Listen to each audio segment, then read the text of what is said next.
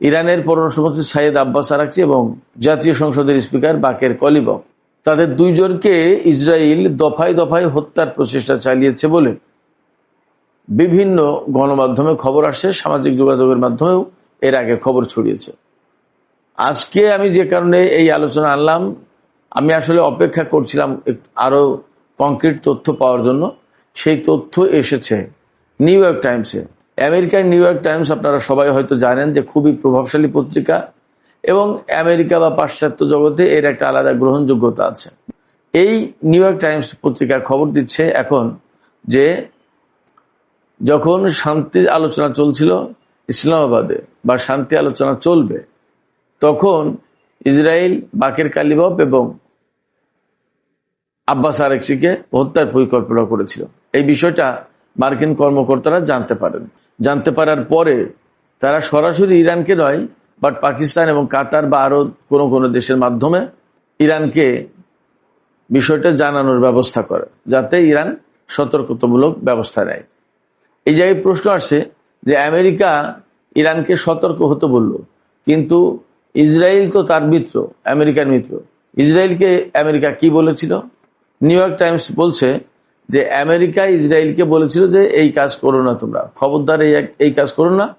যদি তাদেরকে হত্যা করা হয় তাহলে আলোচনার মতো কোনো লোক আর থাকবে না এবং আলোচনা আর হবে না। তাহলে কি হতো?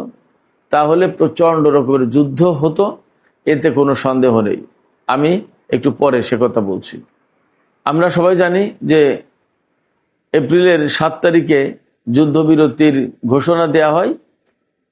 এপ্রিলের 11 তারিখে রাজধানী ইসলামাবাদে, পাকিস্তানের রাজধানী ইসলামাবাদে ইরান এবং আমেরিকার মধ্যে 47 বছরের ইতিহাসে প্রথমবারের মতো একেবারে সরাসরি বৈঠক অনুষ্ঠিত হয়। ওই বৈঠকে অংশ নিয়েছিলেন প্রধান আলোচক হিসেবে স্পিকার মোহাম্মদ বাকের কলিবফ, সাথে তো অবশ্যই ছিলেন আব্বাস আরাকচি। এছাড়া আরো অনেক লোকজন ছিলেন। মোট 47 জনের একটি প্রতিনিধি দল ইসলামাবাদে আসে ইরান থেকে আলোচনার জন্য। এর ভিতরে ইরানের নিরাপত্তা গোয়েন্দা কর্মকর্তা থেকে শুরু করে বিভিন্ন পর্যায়ের লোকজন ছিলেন। এবং ওই আলোচনায় ইরান এসেছিল আসলে খুবই আন্তরিকভাবে, যে এই আলোচনার ভেতর দিয়ে একটা বড় শান্তি চুক্তি অর্জন করা যায় কিনা সেই চেষ্টা। কিন্তু ইসরায়েল সেখানে বাদ সাধে কেন? ইসরায়েল বাদ সাধে এই কারণে যে আসলে শান্তি আলোচনা যদি হয়, যুদ্ধবিরতি যদি চূড়ান্ত হয়, তাহলে ইসরায়েল যা যা চাইছে সেগুলো আর হবে না। প্রশ্ন হচ্ছে ইসরায়েল কি চাইছে? ইসরায়েল চেয়েছে যে তারা ইরানের সরকার একদম পরিবর্তন করে ফেলবে। ইরানের পরমাণু কর্মসূচি অবশ্যই ধ্বংস করতে হবে, ইরানের ক্ষেপণাস্ত্র কর্মসূচি অবশ্যই ধ্বংস করতে হবে, এবং আঞ্চলিক যে প্রক্সি ফোর্স বলে যেটা পরিচিত, অর্থাৎ ইয়েমেন, সিরিয়া, ইরাক, লেবানন এবং গাজার যে সমস্ত প্রতিরোধকামী সংগঠন আছে, এই সংগঠনগুলোকে একেবারে ধ্বংস করে দেওয়া হবে। এই লক্ষ্যগুলো অর্জন না করা পর্যন্ত ইরানের সাথে কোনো আলোচনা নেই। এবং ফ্যাক্ট হচ্ছে এই লক্ষ্যগুলো অর্জন হলে ইরানের সাথে তো আলোচনার কোনো প্রয়োজন ছিল না। সেই জন্য ইসরায়েল চেয়েছিল যে এই হত্যাকাণ্ড ঘটিয়ে, মানে নিউ ইয়র্ক টাইমসের দাবি অনুযায়ী বা প্রেক্ষাপট যা বলে সেই অনুযায়ী, এই হত্যাকাণ্ড ঘটিয়ে আলোচনা একেবারে বানচাল করে দেয়া, যাতে আর কোনো আলোচনা না হয়। আমি ব্যক্তিগতভাবে মনে করি যে দুই পক্ষের লক্ষ্যই মূলত এক। তারপরেও আমরা দেখতে পাচ্ছি এরা দুই পক্ষ নানান সময় নানান রকমের প্যাচ লাগায়, কোনটা ইসরায়েল কোনটা আমেরিকা বোঝা মুশকিল হয়ে যায়। আবার কখনো কখনো দেখা যায় যে এইটা ইসরায়েল এইটা আমেরিকা, তাদের দুজনের সম্পর্ক নেই, এমন একটা ভাব। যেমন এখন ইসরায়েলের নেতানিয়াহুর সাথে মার্কিন প্রেসিডেন্ট ডোনাল্ড ট্রাম্পের অনেক তর্ক বিতর্ক হচ্ছে, গালিগালাজ করছে। আবার তাদের সাথে তাদের সম্পর্ক ঠিকই আছে। যেমন এই যে বাহরাইন থেকে ৫ম নৌবহরের ঘাঁটির একটা বিরাট অংশ ইসরায়েলে সরিয়ে নেবে, তার মানে কি? যত যাই কিছু হোক, ইসরায়েল তো তার সেই বিশ্বস্ত মিত্র। যাই হোক, আব্বাস আরাকচি এবং বাকের কালিবফ, তাদেরকে যদি হত্যা করা হতো তাহলে কি হতো? তাহলে একটা কথা একেবারে নিশ্চিত, ইরান ভয়াবহ জবাব দিত, ভয়াবহ প্রতিশোধ দিত। কারণ হচ্ছে কি, একেবারে সর্বশেষ বাতিঘর বলা যায়। তো তাদেরকে হত্যা করে ফেললো, আব্বাস আরাকচি আর বাকের কালিবফ আন্তর্জাতিক সম্প্রদায়ের প্রতি সম্মান জানিয়ে এই দুইজন ব্যক্তি আলোচনায় গিয়েছিলেন।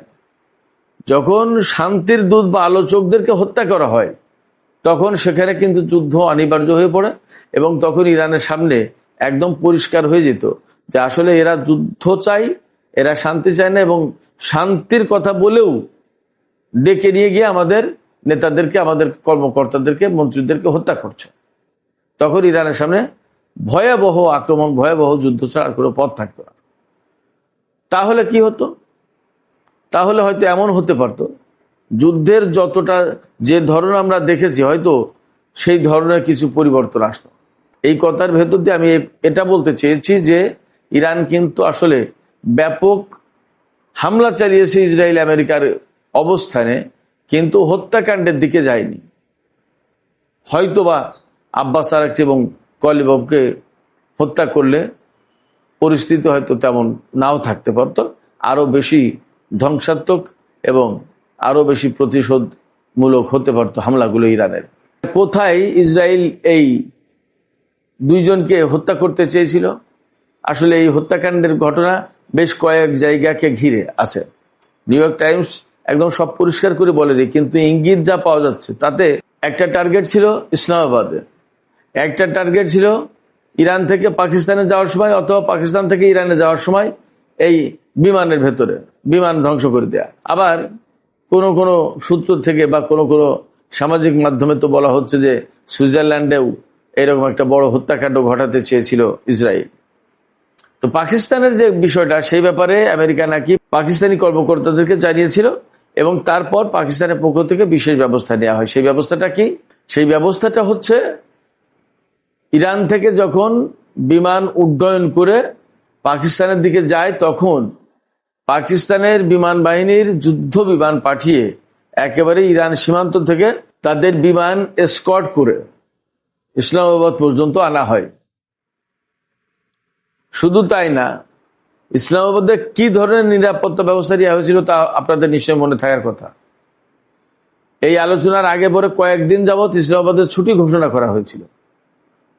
তারপরে বাস চলাচল থেকে জনজীবনের লোক চলাচল, অনেক কিছু, সমস্ত সবকিছু নিয়ন্ত্রিত ছিল, একেবারে কন্ট্রোলড।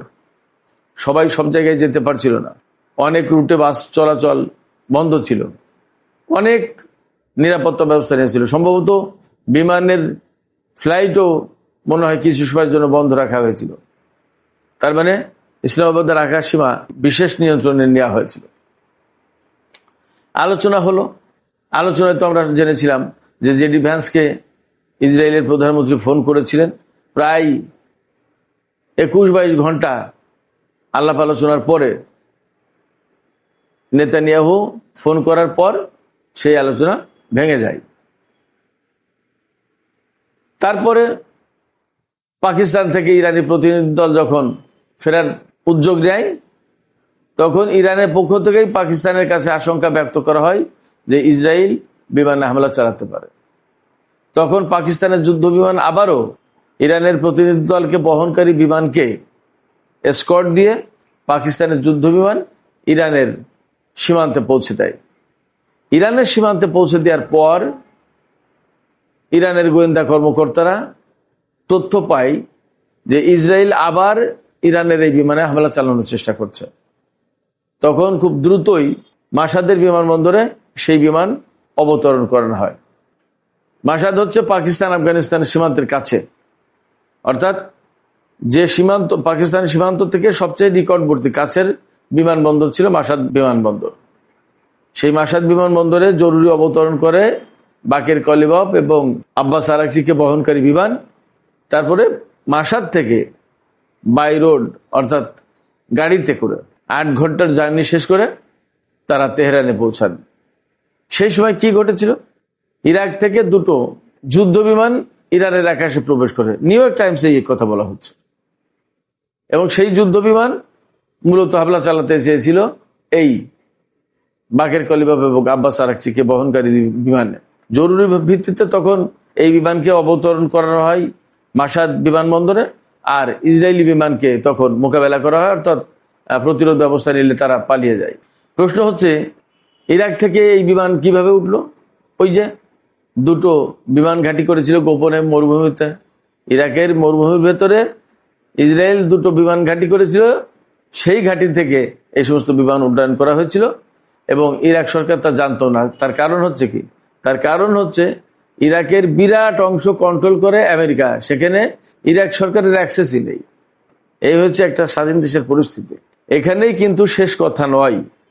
সুইজারল্যান্ডের জেনেভাতেও পাকিস্তানি সেনাপ্রধান ফিল্ড মার্শাল আসিফ মুনিরকে ডাকে হত্যার প্রচেষ্টা চালিয়েছিল ইসরায়েলি এজেন্টরা, এবং সেখানে বাকের কলিবফ, আব্বাস আরাকচি তাদেরকেও হত্যা করতে পারে এমন খবর কিন্তু বিভিন্ন মাধ্যমে ছড়িয়েছে।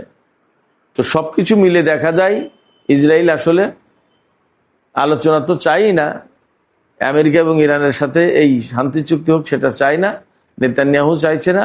আমেরিকা চাইছে মূলত ডোনাল্ড ট্রাম্পের রাজনৈতিক ক্যারিয়ার, রিপাবলিকান দলের রাজনৈতিক অবস্থান ঠিক রাখার জন্য।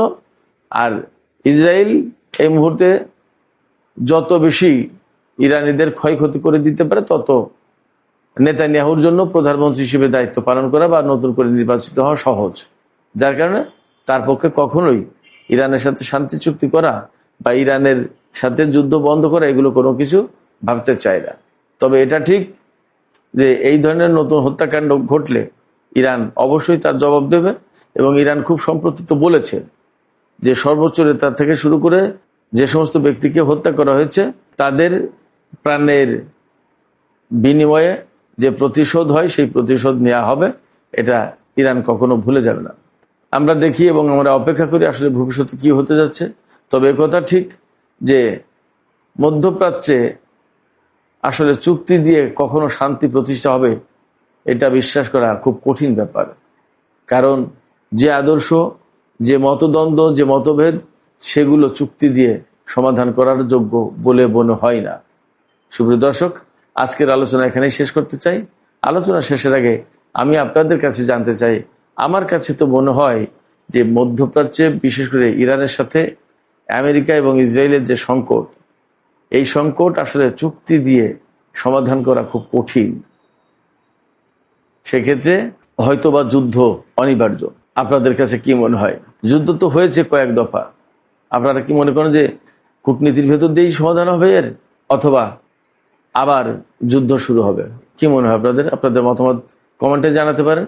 আর ভিডিও ভালো লাগলে আবারও বলি, লাইক, কমেন্ট, শেয়ার করবেন এবং চ্যানেলটি সাবস্ক্রাইব করে সাথেই থাকবেন। সুপ্রিয় দর্শক, আপনাদের সবাইকে অনেক অনেক ধন্যবাদ। আল্লাহ হাফেজ, জুমা মুবারক।